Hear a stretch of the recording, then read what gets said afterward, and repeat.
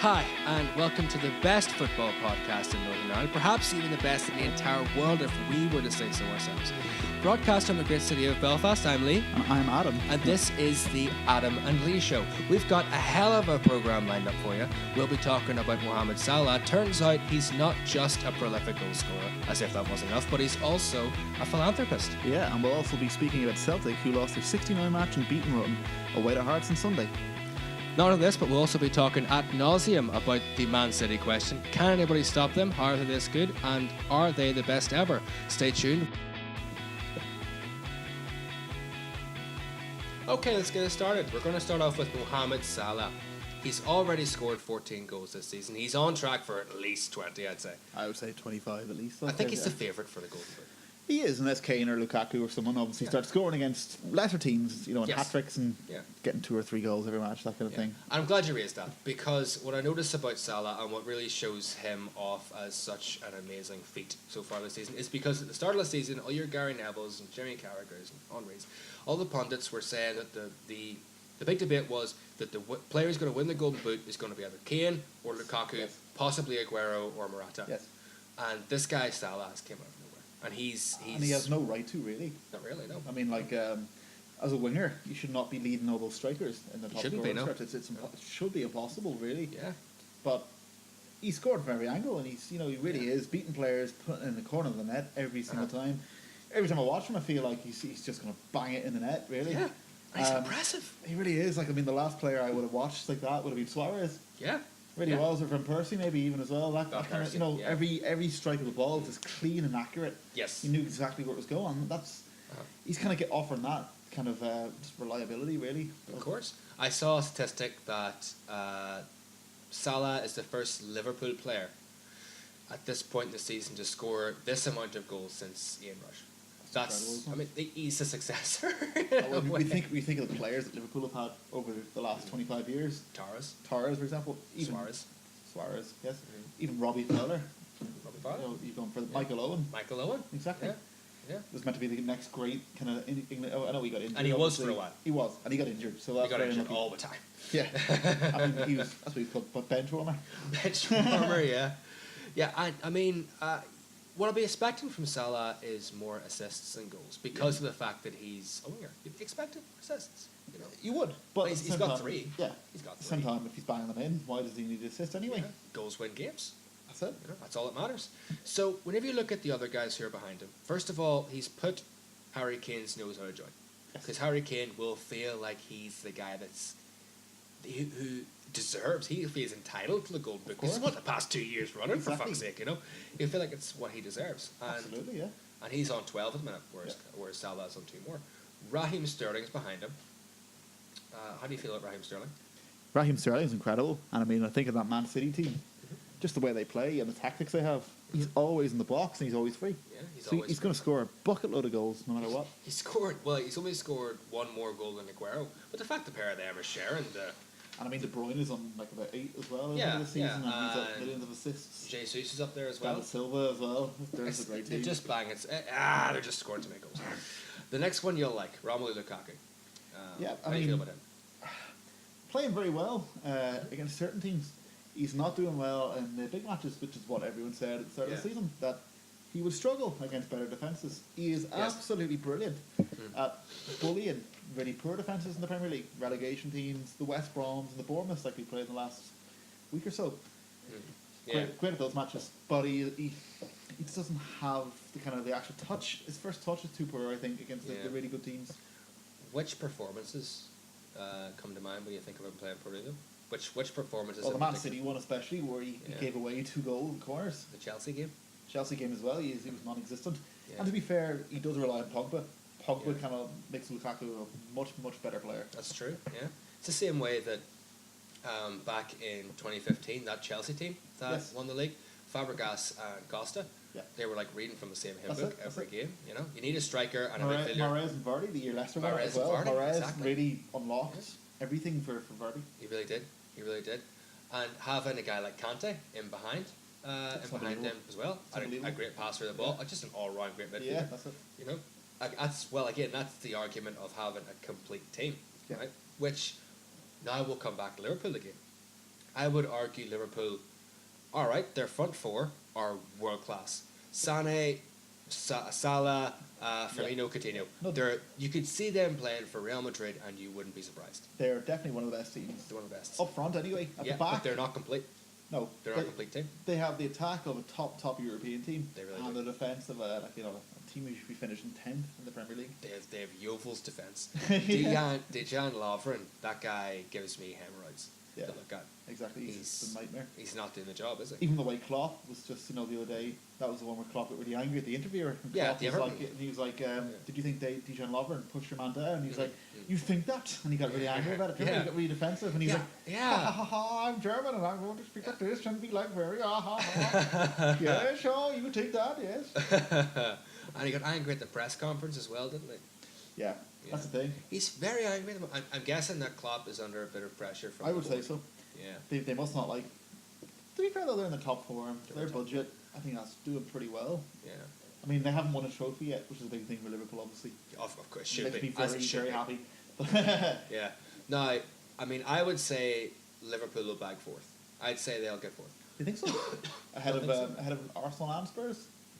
And Burnley. And Burnley. Yeah. Well, Hey, yeah, don't knock on Burnley. They're Burnley are doing doing fantastic. really well. All right, they're not scoring as many goals as some teams are. No, But that team's they're very good midfield team. that guy Sean Dyche, Yeah. he knows how to set up a football team. Obviously, to kind of to play to their strengths more than anything. Yeah. He knows it's obviously a very it's almost like a money bowl kind of thing going on, Yeah. isn't it? Really, Yeah.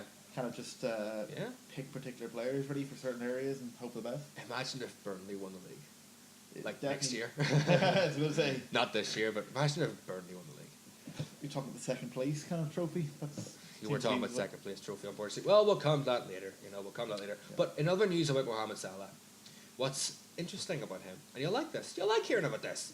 I was reading on the Times today. Well, I tried to read on the Times today, but the damn website wouldn't open because they have a fucking pig, Obviously. so you can't read what they have to say. So I read it on the Liverpool Echo, which isn't much better No, it's full of because ads. Liverpool Echo is full of damn ads, all about how you can have your hair looking like Jordan Henderson and all that crap. Exactly. Because you know what? When I think of the ideal man, I think of Jordan Henderson. I want to be like Jordan Henderson. Who doesn't want to be like Jordan Henderson? Well, a good midfielder. would. Exactly. Who doesn't want to be like Jordan Henderson? Paul Scholes doesn't want to be like Jordan Henderson. That's it. Steven Gerrard, he doesn't want to be like That's it. Jordan Henderson. Frank Lampard. You can't mention those two without Paul Scholes. Anyway, so the article I was reading said that according to the mayor of the town that Mohammed Salah comes from, Yeah. which is called Nagrig, Yeah. Nagrig in Egypt, he is paying for the construction of a school, a hospital, and an ambulance unit. Fair play to him. Apparently they're going to name the school after him. It's going to be called the Mohammed Salah Industrial School. Something like that. What do you think about that? Fair play to him, really. It's- I mean, it seems- yeah. seems like a very noble thing to do, I would say. We've got a new Didier Drogba here. Exactly, but he hasn't obviously solved a civil war yet. Yeah. But I mean, he really is writing himself into the kind of the scripts of the Egyptian gods, as people would say. As people would say, he is Horus himself. He's He the is. Eye of Horus, like He is. on the Illuminati thing. People would be worship him down, kind of going, "You're not worthy. Yeah. You're not worthy." Wayne's World? Waiting for it. Wayne's World. So here's my question to you: Is Mohammed Salah a one-season wonder, or do you think he will continue on season after season, scoring goal after goal? Well, he's definitely not a one-season wonder. I mean, all right, he didn't impress last time he's in the Premier League, as we've already said. True. But But either did De Bruyne, and it seemed to be a Mourinho Yeah. issue with Chelsea youth, basically. yeah, well, the one-season wonder thing first, right? He definitely is a one-season wonder, right? Yeah. We sent him off to Fiorentina. He had a great season there. Yeah. And then we loaned him to Roma. Yes. Sold him to Roma the season afterwards. In those 2 seasons there, he went and he scored 29 goals in 65 appearances. That's nearly a goal every 2 It's years. excellent, isn't it? Like especially in Serie A, where you've got Yeah. you're playing against really tight defenses every week. Of course. You know, people are really the Italians. All they care about really is winning 1-0 at the end of the day. That's true. Yeah, it's not the most exciting league, but he managed the to bus. obviously. there's ever a league, kind of to go and park the bus, it's Italy. Yeah. Well, I think Mourinho did so well in Italy. I think. And Salah obviously managed to break through that and score some goals. That's it. That's what you need, the guy. And now he's came to Liverpool and he's bringing it to England. So the Serie A fans, I'd imagine, are probably watching Premier League now and watching all of the pundits, tripping over themselves to compliment Mohammed Salah, and they're like, what did you expect? Of course he was going to be. That's. No, I understand what you mean. Yeah, I get it.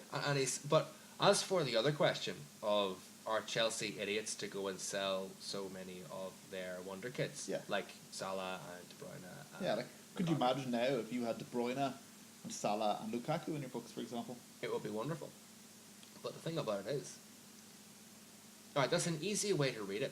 And history doesn't, looking back on it, doesn't make us look very good. But they weren't fantastic when they played for us. Lukaku especially. They weren't, but they were very young, weren't they? Like they were developing. It would have been like us saying, Rashford, you're not good enough at 19, you're out. Well, Lukaku really wasn't good enough. And especially since he was bought for 20 million. Yeah. He wasn't good enough. And where'd you buy Lukaku from? I bought Lukaku from Anderlecht. Anderlecht. Yeah, he was 18. Alright, 20 million quid an 18-year-old. Quite a lot. Yeah. To quite a very big standard to me. Yeah. But people obviously seen the muscle of him and the strength and the pace. We were hoping for Drogba Mark II. Yeah. Which he's playing for Mourinho now, and Mourinho's doing the same job basically. Yeah, yeah. So it's really it's kind of a debate from their time really whether it is. But yeah, Chelsea maybe aren't doing too well, but those players were not great. De Bruyne was not great. No. Salah was okay. He scored the 6th goal in the match where he beat. It was Arsene Wenger's 1000th match in charge of Arsenal, and Mohammed Salah scored the 6th goal in the 6-0 win. What a way to commemorate. What a way to commemorate Arsene Wenger. Arsene Wenger's kind of great lengthy period at Arsenal. Yeah. The last great manager of the modern era, really. The last great manager of the modern era. Of course, that was also the match where Mark Klangerberg sent off the wrong black man. Yeah. I mean, like that's typical him, really, isn't it? Like when you hear his comment there a couple of weeks ago saying never like refereeing Mourinho matches and all that kind of stuff, like you're thinking. Yeah, mate, you tried to send off Lewis Hamilton thinking he played for freaking. Yeah, it was. Oh, mate, you're going a bit fast there. Yellow card. No, but I mean, he's a bit of an asshole, really, isn't he? Like, I mean, he speaks too much for a referee. For me, like, if you're a referee in the Premier League, you shouldn't be giving your own opinion. You're not famous because you ever give opinion. You're famous, and the fact you're a referee in the first place means all anyone ever cared about was you calling things down the line. No one cared about you just giving your opinion. Yeah, that's fair. That's definitely fair. So yeah, basically Mohammed Salah, nice guy all around. Seems to be, yeah. 10 out of 10 guy. He could use a haircut. Nice guy. He's building hospitals. It's hard to say bad things about that. Scoring fucking awesome goals. Probably going to play for Barcelona in the next 6 months. And he's improved the Liverpool team greatly. I think it's time to move on to Celtic. Do you think so? I mean, yeah. Yeah? Alright then, stay tuned. Celtic coming up next.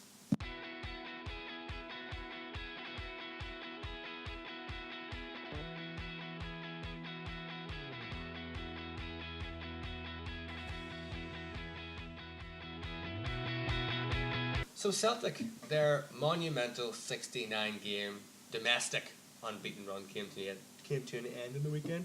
To Heart of Midlothian. Were you watching the game? It's the first SPL match I've watched in I would say 3 years, actually. 3 years. I would say so. Basically since Rangers went down, you haven't paid any attention to it, really? And it doesn't make me a Rangers fan, obviously. No, well, since Rangers went down, a lot of the competitiveness that's the problem. Was sucked out of the league, that's the problem. And obviously Celtic went on a 69 match unbeaten run in the first place because of that. Because of that, yeah. You think about it, other players from other leagues would be thinking, kind of looking at the Scottish League and going, there's not really much to play for there. Part of me thinks it's a good thing Celtic lost. Like, it was impressive to watch it, but it's a very good thing they finally lost because other leagues tend to think of Scotland as, damn it, was that it? And it's good that Celtic have finally lost because now they can get rid of that and they can stop saying, well, there's one team that's up there, they're the best, they're basically Bayern Munich times 10 in our league.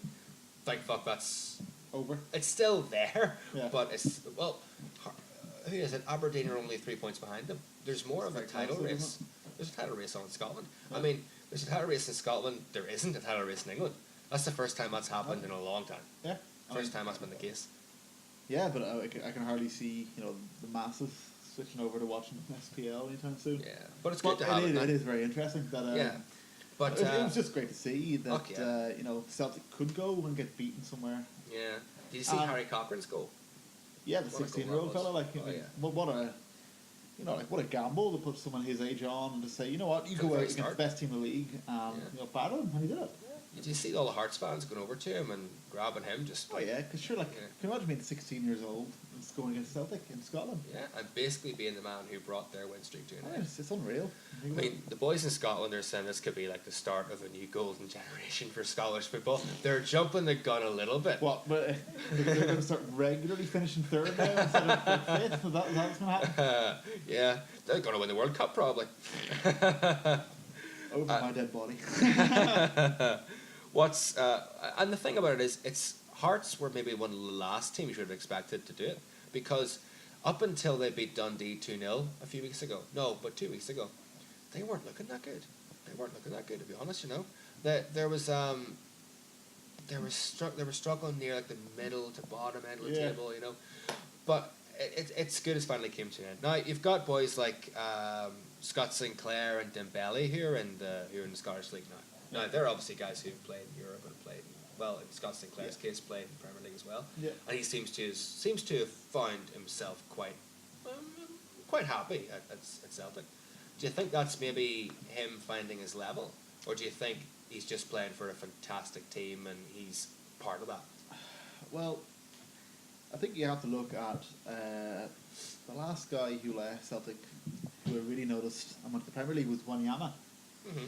Very similar. He's not, I could see the same thing happening with Dembele, where he goes like a mid-level Premier League team. Yeah. For 25 million, maybe. Yeah. What about Sinclair though? Sinclair, maybe he's found his level. Yeah. Well, he scored 8 goals and he's got 3 assists. But what I like is that, and I won't get any credit for this, but Hibs nearly had Celtic's unbeaten run a little while ago. Did they? Nearly had it, yeah. Love your Hibs, don't you? Yeah, they got them. Yeah, I'm a Hibs fan. Well, they got them on a 2-each draw from 2-0 down. Hibs brought them up to a 2-each draw, and Denise scored in the very last minute. And I can't remember who it was. Memories escape me. One of the Celtic defenders cleared off a line. Very well done. Beat the keeper and everything, and it was near the goal. It was unfair, and it was unfair to me. And John McGinn, again, proving how unbelievable that guy is. He'll play for Celtic next year, probably. Think so? Yeah, he probably will, yeah. He's that good. He could play for Real Madrid. All right, so I think it's time for us to move on to the big question.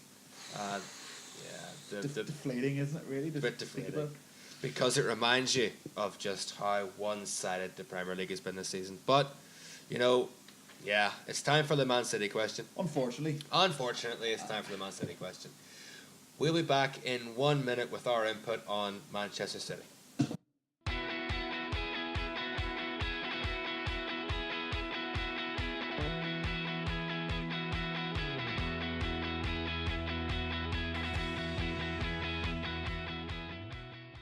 Manchester City question. It's time to finally come to the crux of this whole conversation. Yeah. They're top of the league. Yeah. They definitely deserve to be. Without a shadow of a doubt, let's be honest. They've dropped 2 points the entire season. And we're halfway through the season. Yeah, and impressively it was. It really is. It was Ronald Koeman's team that made them drop points. Ronald Koeman's Everton. I know. Of all the weak teams, they were really bad. I know. And they have a team that held the hardest team to play. What was that match? 1-1. 1-1. I think it was at Everton, maybe? No, I think it was away. It was a home. Yeah. Oh, was it? They dropped 2 home points. Unreal. Can't believe it. Anyway, but they've scored 52 points now. City, this is. They've scored 52 points. They've got 56 goals for. They're on track to beat the goals record. Yeah. I think Chelsea have that, 101 goals from 2010. That's Lottie's year. They're on track to beat the points record. Yeah. They're probably going to get 110 points according to some. What's the point record at the minute? 96 points. That was Chelsea? Jose Mourinho, Yeah. 2006. Yeah. Yeah. Which is an incredible number to beat, Because in the league, most of the time, the league, you win it out of 85, 86 points would normally get you over the line. Yeah. What did Leicester win? They won it with 80. With exactly 80, was it? Yeah. Aye, there you go. Low, isn't it? It's pretty low, yeah.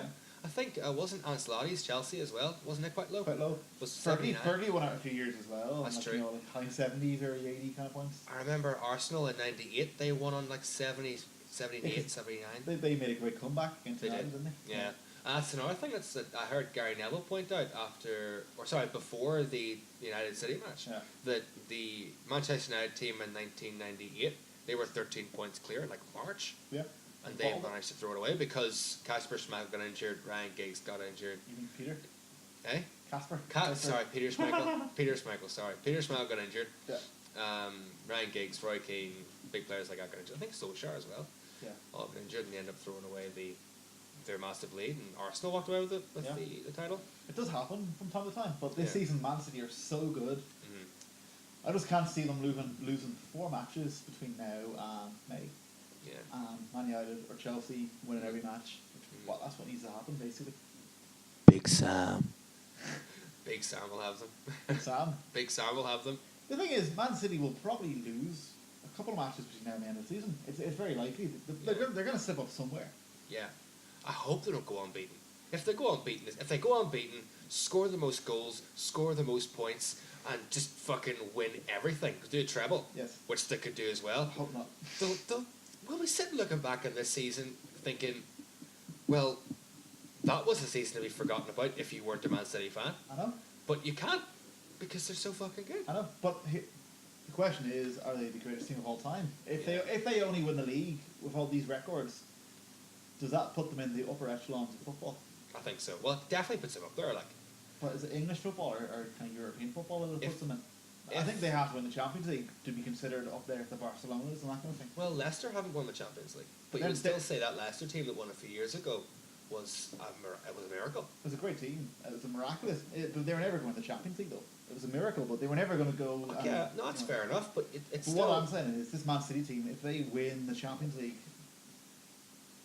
if they don't win the Champions League, does that put them up there with the all-time greats? If they just won the Premier League this year, does it make them better than Pep's Barcelona, for example?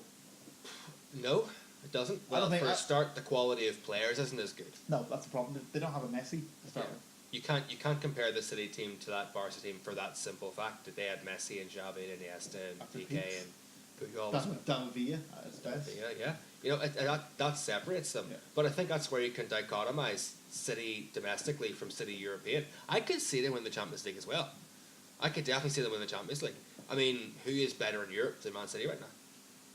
Not really that many people. There's nobody. There isn't anybody as good as them. Barcelona maybe could do them. You know, like I don't know, Paris, Madrid, maybe. I don't know. Yeah. Maybe they meet another English team. Who knows? Over 2 days. I do think domestically, obviously domestically, they're the best team in Europe. Yeah. But I think that if they win the league, they get even one of those records. If they go unbeaten, it'll be a better unbeaten streak than Arsenal's was. I think so. I think so. Yeah.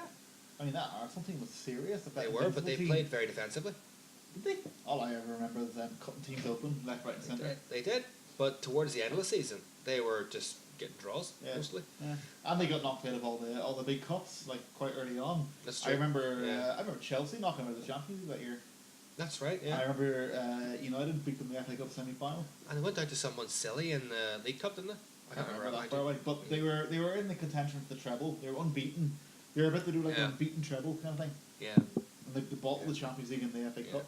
So hopefully that happens. Now that's a good thing about having loads of competitions, because if you want to be a team that can do a treble, it's unbelievably hard. I mean, but you see their squad as well, and it's just never-ending lists of top players. Yeah, you look at Fabian Delph. That guy's playing some football. John Stones is playing some football. I mean, Fabian Delph is to Man City what Victor Moses was to Chelsea last season. Yeah, a player who you maybe didn't rate that highly, and now they're playing out of position, and for some reason they're. But with Pep, it's a tactical system, isn't it? With Pep, it doesn't really matter who's kind of filling the peg. You know what I mean? It's just like. He doesn't play with a very strict positional style. No, that's the thing. You know, players can shift and they can move around. That's where you see Otamendi there with 5 goals. Yeah, Otamendi scored 5. Otamendi is the 7th highest scorer. I know, but for 5 goals anywhere else, he'd be top scorer. If he was playing for Burnley, or not Burnley, if he was playing for Stoke or something, he'd be the top scorer in 5 goals, and he's a centre back. It just shows you how attacking Man City are with their centre backs. Even scoring against Man United there last week. That's right. Yeah. They're getting deep kind of positions in the box that are allowing them to score. It's crazy. Yeah. Mind you, they do have an incredible defensive record. Yes. But do they look shaky at the back to you? At times, but I think so. I think their actual just fluid play makes up for it anyway. Yeah.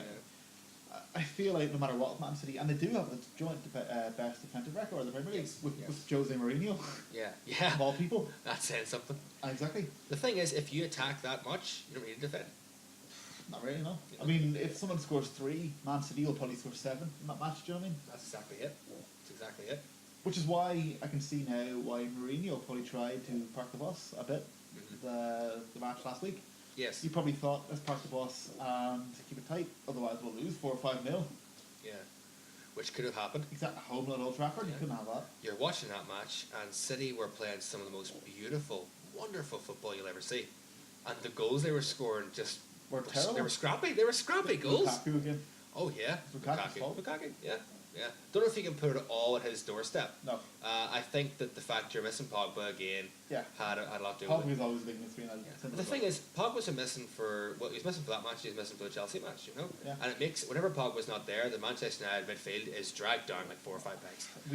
Exactly. We lost to Huddersfield as well. That's right. Yeah. But there's 3 matches, 9 points gone. Yes. But it is kind of sad that a club like Man United would rely on one player so much. Yeah, and you can look at Chelsea for example. Chelsea have lost some stupid teams, right? All right, they lost to Burnley at the start of the season, and they were missing Morata.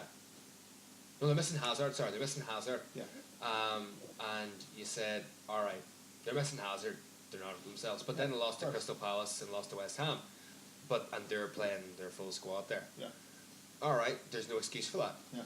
You know, there's a huge difference between that and Man United losing Huddersfield when they're missing that link in the midfield. And he's the key of the team. He's the key. Whereas Man City, for example, they literally can just throw in anyone. I've seen Yaya Toure, he's their best choice midfielder. They just brought him on the League Cup last night for no reason. Here you go, yeah. You can have 20 minutes to play. Yeah. I like that you brought that up because I was watching a match last night, the Leicester match, and all right, Leicester didn't win, but they had a lot to bring away from that match. They had a lot of really good points. Same as always, Riyad Mahrez and Jamie Vardy are unreal, and your man Demarai Gray is just nicely fitting into that front 3. And they got quite close again last night to Man City, but Man City played a rubbish team. Man City played a reserve team. Well, they brought Gabriel Jesus came on, and Bernardo Silva was on. They gave a debut to your man who won the Young Sports Personality of the Year as well, Phil Foden. Yeah, I didn't see him do very much, to be honest. I did see the match. How old is he? He's only 17. He was born in the year 2000. I'm old. I know. It's terrifying when you're not old yourself, but you see someone 10 years younger than you breaking into the Man City team. Like, I'm watching Chelsea play, and I'm watching Timue Bakayoko play. He was born 4 days after me. Really? Yeah. That's terrifying, isn't it? Really? I'm watching that and thinking, oh, frig, what happened? I know. It is weird how, as an adult, you just kind of progress into that. Could I still make it for on the football team if I really tried? Like, even my dad is 40, and he'd be like, Teddy Sheringham would play till he's 42. Do you know what I mean? Yeah. You keep the dream alive. Yeah, of course. That's. And Ian Wright, he didn't start playing until he was 25 or something, isn't that right? Yeah, or 24, 25, something like that. So it's still time. You need to verify those sources, obviously, but mind you, I'll need to actually learn to kick a ball before I can go and do that. I know. Do you think Pep Guardiola's funding with the teams he's managed have had anything to do with it? He walked into a Barcelona team. Partially, yeah. I mean, I think he still would have been a great manager anyway. Yes. But would he have won everything with Barcelona all the time for 2 or 3 years? Yeah. Maybe not. If he had, let's say Pep Guardiola takes over Atletico Madrid instead of Barcelona. Yeah. What do they win? Do they win anything? Atletico Madrid. Yeah. Well, it's a more defensive players. It is. More defensive group of players he's got. Just for example, though, he takes over a good team, not a great team. Yeah. Yeah. What does he win? He goes to Man United 2 years ago instead of going to Man City. A very average Man United squad. Does he just go in there and win everything? Like I'd say Man United's a bad example, first of all, because you're saying about funding. Yeah. Man United's the richest team in the world. so that's not a fair one. True. Maybe, alright, Atletico Madrid's a good one. Yeah. So he goes to Atletico Madrid. He could probably win La Liga. Is that? He could probably win La Liga. But would he win the Champions League and then go to Bayern Munich? No. Well, hey, he went to City and he won fuck all the first year. True. So maybe it takes some managers a little while. But do you think he achieved Bayern Munich? Considering Bayern Munich are pretty much given to win the Bundesliga every year, give or take. How did he underachieve? Didn't win the Champions League, didn't do very well in Europe with Bayern Munich. Where did he land? Which brings me back to thinking, who knows if Man City are really that good to win the Champions League this year? His Bayern Munich teams were great in Germany, but in Europe at the very end they always failed to deliver against Madrid or Barcelona. So and they've got Basel in the next stage, which a naive person would look at and think, oh, Basel will beat them, no problem. But Basel are a big challenge. Basel beat Man United. Pogba again wasn't playing. I'm pretty sure they knocked Liverpool out one year. They've knocked Man United out a couple of times actually. Yeah, they're a hell of a team. They're tricky. They're like a bogey team more than anything. And Mohammed Salah used to play for them. Did he? Yeah. There you go. He scored. Where's the fact sheets? Yeah, he scored 9 goals in 47 appearances for Basel. How about that? Incredible. Yeah. And then we signed him and nothing. Sure, your man who Shaqiri used to be incredible for Basel as well. That's right. They can be tricky, but domestically anyway, Man City are unreal. Man City are unreal, and it's not fair. I mean, all right, so we can go through their scores here. So they're on track to beat all the goal records. They're on track to beat loads of records. Yeah. They've scored 56 goals.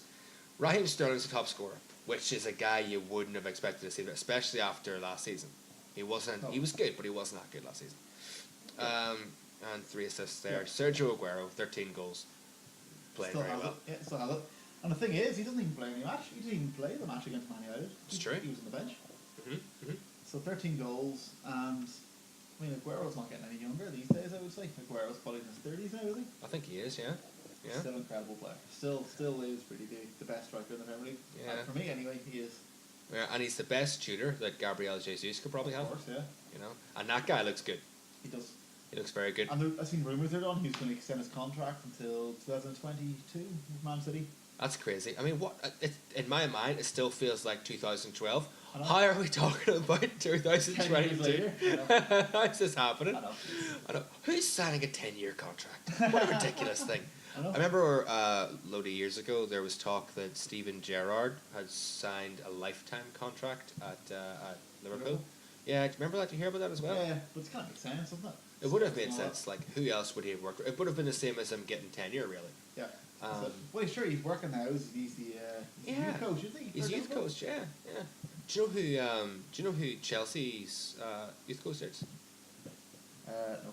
It's Jody Morris. Remember him? Yeah, Jody Morris. Chelsea player in the 90s, kind of early 2000s. Yeah, and he was useless. Yeah. He didn't do much right. He has a football brain, though. That's all that matters. Yeah, that's all that matters. Nicky Butt is ours. Nicky Butt, really? Yeah. That's interesting. Yeah. Now, what's interesting about Jody Butt? Or no, sorry, Jody Morris. Jody Butt. Jody Morris. I saw him on Soccer AM a little while ago, and he was talking about how he might be interested in the Chelsea main job. He's not got that, will he?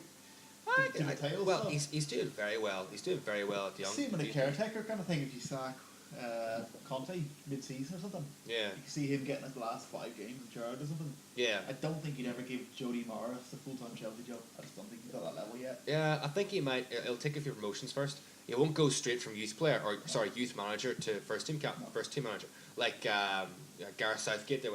Yes. I think that Chelsea are a bit more bureaucratic than England are. They, obviously with Michael Emenalo leaving, maybe changes up a little, but Roman Abramovich seems to like he seems like a particular group of people around him.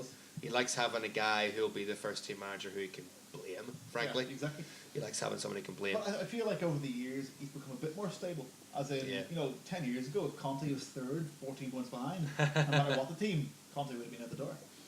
So maybe you're referring to Jose Mourinho. Yeah. Yeah, but they'd have fallen out, didn't they? The one where I remember Mourinho going up to your fans, like, keep the chin up. It's an ice cream truck outside. Ice cream truck. At Christmas time. Who wants ice cream in the middle of winter? Exactly. It's a crazy thing. It's cold enough, man. It's Belfast, isn't it? It's Belfast. Well, it was actually quite warm earlier on, wasn't it?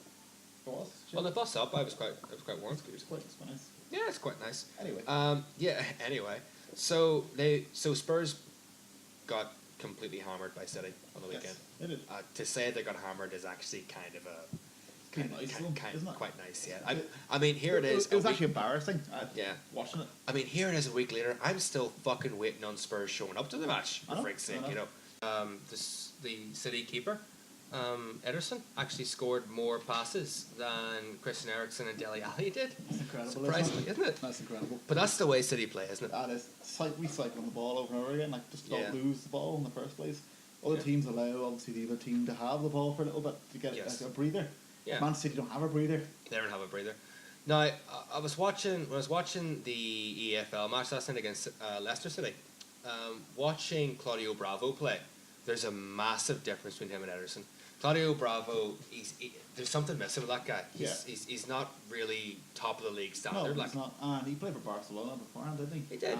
But did you see the one where he was flying about with the ball and Jimmy Vardy nearly stole the match on him? No.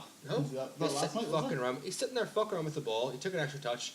Jimmy Vardy closed him down, and Vardy closed down. This is the very end of extra time. I feel like he's just too slow for the Premier League.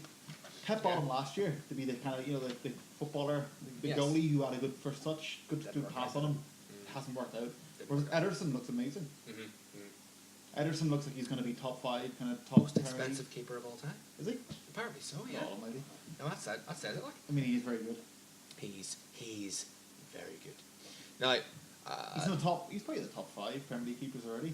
Yeah. He's not as good as De Gea, and he's not as good as. I'd say the only two that are better than him are probably De Gea and Courtois. Yeah. I think that's fair. Him and Loris are on the same level. Yeah. You know, but the thing about it is, we haven't seen that much of him. No. So the more that goes on, we'll get to gauge his abilities more. Exactly. You know. But what I've seen so far is he's very good in the ball. He doesn't make mistakes, and his passing in that last match against Tottenham, unreal. Yeah. He was hitting 60-yard balls, and they actually highlighted it in commentary. Like, they were just saying, same as De Bruyne. Yeah. De Bruyne's passing 80 yards in front of him, and he's setting up goals. It's like a missile, isn't it? With like automatic kind of like targeting. Yeah. It's like watching. It's like watching. It's like watching. I don't know who it is. It's like Roy Keane, but mixed with Cesc Fabregas. I know. That's what watching De Bruyne is like. If De Bruyne keeps this up any longer, he's top 1 or 2 players in the world after Messi and Ronaldo retire. Yeah. If he keeps this up. Right now, as it is, for me, he's the best player in England. Yeah. It's him or Salah, isn't it? Yeah, at the minute. And I think maybe Hazard is behind him. Yeah. Now, one thing I liked about Pep during that match last night was his eyes. His eyes? His eyes. Now, there was, you know the way in extra time they have the half-time thing in between? Yeah. He was giving the team talk, get them all huddled around him. I didn't want to see the man's eyes. It was like he had saw the fieriest depths of hell, and he was staring at Aguero and you pass the ball over to him, and it was like watching. And he's like, do you know what it looks like if he loses match?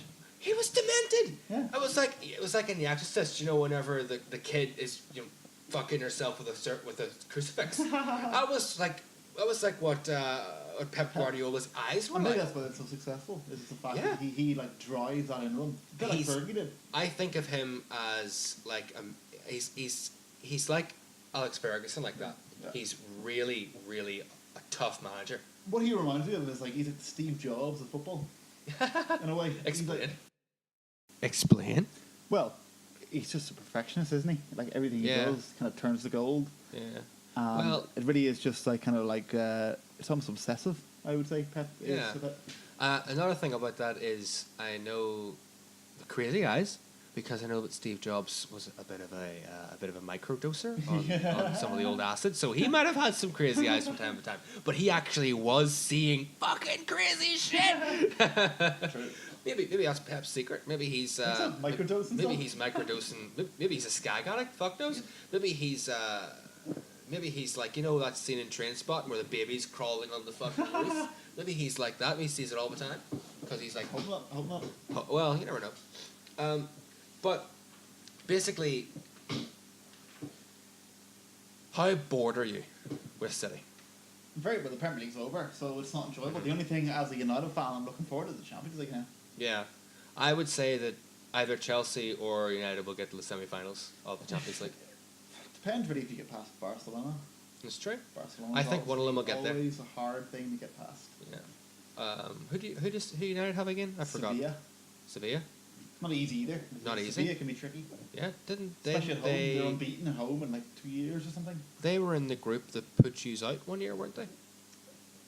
Or am I thinking of somebody else? No, I am. I'm thinking of Basel. Sorry. Yeah. Basel. Sorry. Yeah. Sevilla were in Liverpool's group this year, and they also beat Liverpool in the Europa League final the season before we won it. That's right. That's right. Yeah. So it's not going to be easy, but who knows? Who knows? Hey, if you can beat them, you can only beat who's put in front of you. Exactly. That's it. And I think if you can beat Sevilla, you'll go far. I mean, they're European masterclass. Exactly. Yeah. I mean, they've won the Europa Cup so many times. Of course. You know, it's not an easy game, but in terms of Champions League, I would have taken to the Sevilla any day of the week over getting Real Madrid or PSG at this stage. Well, as a Chelsea fan, I don't mind drawing Barcelona. Well, it means if you beat them, they're out of the way, doesn't it? It's true. So it's true. Always a good thing. And thankfully, PSG or Real Madrid's going to knock themselves out, which will be good to see. Now, City, they have Basel. Yeah. We already discussed that. I like the fact that the Champions League this year, the way the second rounds came out, you've got a lot of big teams knocking each other out.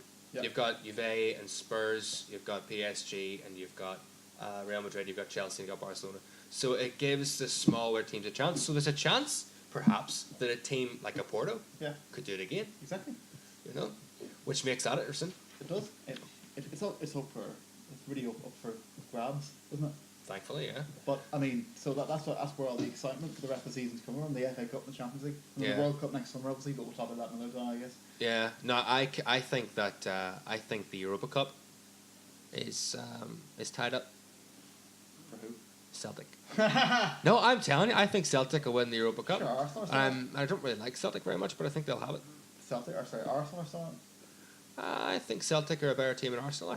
I think they are. I think they've got such an amazing unity around them. I mean, I watched Brendan Rodgers. Now, I hate to digress back to Celtic again, but I saw that unity that they had whenever Brendan Rodgers huddled them all together after the 4-0 against Hearts, again in a similar way to Pep Guardiola had the crazy eyes last night against Leicester, and he managed to just tell them, guys, this shit happens, had to end eventually. All right, it didn't go too well, but you're going to fucking win big shit. Yeah. I don't see that with Arsenal. No? I don't see that kind of team mentality around them. Like, did you watch the Monday Night Football interview the other night with Jamie Carragher and John Terry? Yes. Did you? I loved the part where they were talking about the team spirit. Yeah. And Steven Gerrard and Jamie Carragher and in Liverpool, and he had JT, Lampard, Drogba at Chelsea. Yeah. And that core of a team just makes a team go very, very far. Yeah. And I think City have that now. And I think Celtic have that now. Yeah. I think they both have the capacity to do very well in Europe. Yeah. I mean, all right, maybe City don't have the leaders like JT and Lampard and Drogba, but they've got De Bruyne, Aguero. They still have Vincent Kompany as well. Let's not forget that. And Vincent Kompany and De Silva. Yeah. And Yaya Toure. Still got big locker room leaders around. Okay, so do you think, in summary, right? Yeah. We're going to try and decide which records City are on track to beat. Yeah. We think they'll actually beat. Yeah. Do you think they'll go unbeaten for a start?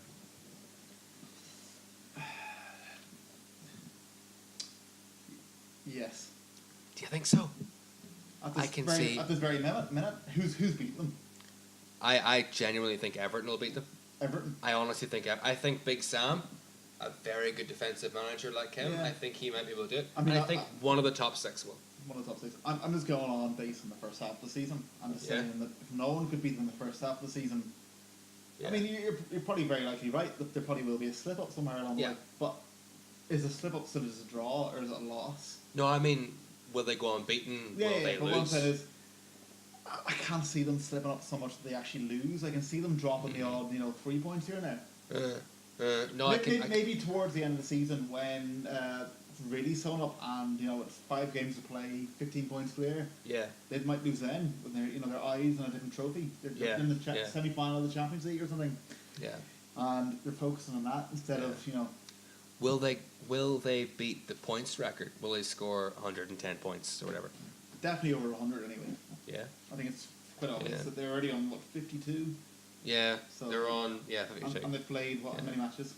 They've played 18 matches. So they've got one more to get to halfway of the season. Yeah. So they're already looking at 104 points based on what they've done already. Yeah. Maybe not. Maybe in like the high 90s, like 98, 99 points. Yeah, that's quite possible. I can see them winning by 12 or 15 points. Yeah. But I don't know about 100. It's not. But again, the projections. All right. The projections take into account current form and previous form. The new year can breed anything. That's it. Anything can happen after that. You never know when De Bruyne gets injured and suddenly it's not quite as easy. Exactly. Still don't think they'll lose the league, but if De Bruyne or even Absolutely. John Stones or someone like that, one of the real core players gets injured, they're completely screwed. Or even Ederson, they're completely screwed. And the rest of us are just sitting here on our knees praying to every god we can find on Wikipedia that might happen. Going through the alphabetical order. Allah, please. Buddha, please. All we need is like a pet kind of breakdown. Like, I'd love it if we beat them. I'd love it. That's what we need. We need them to come on and have a proper mental breakdown live in Sky and Neville Carragher going, yeah, but you're a bold fucker, aren't you? And he'd be like, you say what about me? I don't know why he says like Arsene Wenger. There you go. And okay, do you think they'll win the treble? No. No. I think somewhere in Europe they'll get caught out by someone who's going to park the bus and win one all away goals kind of thing in aggregate, that kind of thing. Like Basel, maybe. Who knows? Oh. I still feel like a better team later on who can park the bus against them will do well. Yeah. Like maybe if they were to draw, say, Juve, perhaps. Yeah, exactly. I would love to see them play PSG. Yeah. I'd like to see PSG. both those teams get through. That'd be a great match to watch. What about Real Madrid, Man City? That'd be a good match as well. That'd be a good match as well. Well, if they can draw one of those two teams, so that one of those two teams can knock each other out. What about a Manchester derby in the semi-final or the final? I can hear your pants getting wider. At the thought of it. Or just getting nervous as fuck even thinking about it. Yeah, that's true. Well, it'd be amazing to watch. Well, I can imagine Sky's friggin' pants getting wider thinking about it. For fuck's sake, yeah. Figures on it. Yeah. Well, I think that's us caught up on this week's football business. It is. Would you say so, Adam? Enjoyable, yeah. Yeah. Well, this has been the first ever episode of the Adam and Lee Show. I'm Lee. This is Adam. This is broadcast directly from the greatest city in the world, Belfast. This is the greatest football podcast on the entire interwebs. We are your main source of football gossip. We are your main source of football information. We're your main source of football. Please stay tuned next week for another episode of the Adam and Lee Show. Thank you. Thank you. Goodbye.